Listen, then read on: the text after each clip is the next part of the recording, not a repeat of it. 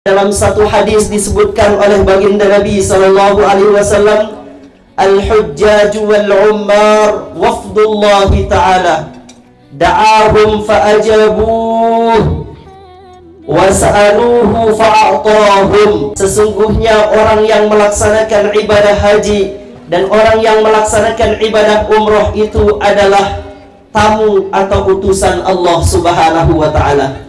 Allah Subhanahu wa ta'ala menyeru mereka memenuhi seruan Allah, dan balasan dari pemenuhan terhadap seruan Allah itu, maka Allah ta'ala akan kabulkan apa yang menjadi permintaan mereka.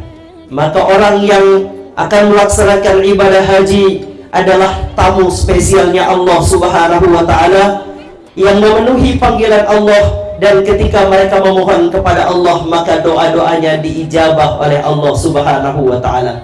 Al-hajju ashhurum ma'lumat, faman farada fihinna al-hajja fala rafasa wala fusuqa wala jidala fil hajj.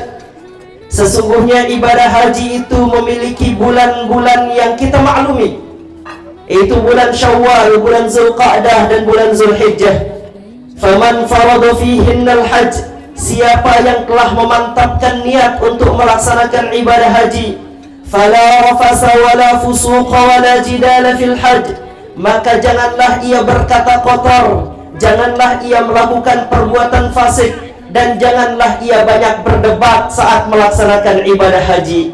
Karena ibadah haji nikah adalah ibadah yang suci, ibadah yang sakral, ibadah yang mulia, ibadah yang dipenuhi keberkahan. Maka syaitan tidak akan berhenti untuk menjadikan ibadah itu rusak. Maka syaitan tidak akan berhenti untuk menjadikan ibadah itu gagal. Oleh karena itulah Allah ingatkan kita, fala rafas, jangan sampai terpancing untuk mengatakan perkataan-perkataan yang buruk.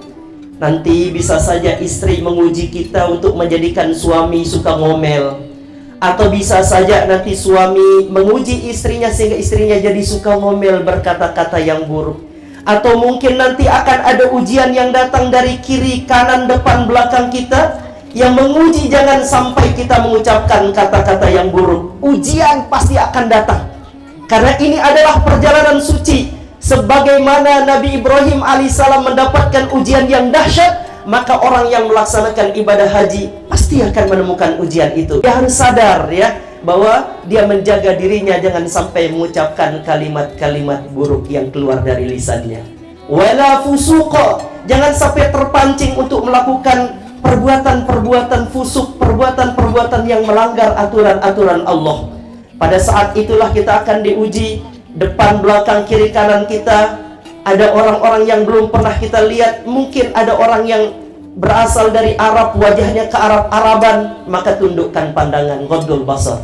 Ada orang yang datang dari Turki, wajahnya agak beda-beda sedikit, tundukkan pandangan, ghaddul basar. Maka disitulah kita diuji oleh Allah Ta'ala untuk fokus pada tujuan kita, yaitu menghadap kepada Allah Subhanahu wa Ta'ala. Wala jidala fil hajj, jangan sampai nanti banyak berdebat di dalam melaksanakan ibadah haji, karena nanti banyak hal-hal yang akan memancing perdebatan. Jangan sampai banyak berdebat, kita ridho, terimalah apa yang memang harus kita lakukan pada saat pelaksanaan ibadah haji dan umroh. Jangan sampai ada hal-hal yang mengganggu pelaksanaan ibadah kita. Oleh karena itu baginda Nabi sallallahu alaihi wasallam bersabda, atau kama qala Nabi sallallahu alaihi wasallam, man hajja falam yarfus walam yabsuq raja'a kama waladathu ummuh, rawahul Bukhari. Siapa yang melaksanakan ibadah haji lalu ia mampu untuk tidak berkata-kata yang buruk, ia mampu untuk menghindarkan dirinya dari perbuatan fasik atau perbuatan maksiat, raja'a kama waladathu ummuh, maka dia akan pulang ke rumahnya seperti ia baru dilahirkan oleh ibunya. Nanti Pak Hamzan Wahyudi dan istri begitu pulang seperti bayi yang baru dilahirkan, Masya Allah. Karena orang yang melaksanakan ibadah haji, al-hajjul mabrur laisa lahu jazaa illa al-jannah. Haji yang mabrur itu tidak ada balasannya selain daripada jannah, selain daripada surga. Ibadah umroh dari yang satu ke ibadah umroh berikutnya akan menghapuskan dosa dan kesalahan di antara keduanya. Maka Pak Hamzan Wahyudi kalau nanti mendapatkan haji yang mabrur, maka beliau akan mendapatkan balasan berupa jannahnya Allah. Dan ibadah umroh yang nanti akan beliau laksanakan menghapuskan dosa-dosa dan kesalahan yang beliau dan istri beliau lakukan di antara 2 umroh yang pernah beliau laksanakan. Mudah-mudahan dikabulkan Allah untuk memberikan keberkahan dan pertolongan serta kemudahan kepada Bapak Dr. Hamzan Wahyudi dan istri yang akan melaksanakan ibadah haji sehingga mendapatkan kemudahan dan perlindungan di mana saja beliau berada. Amin.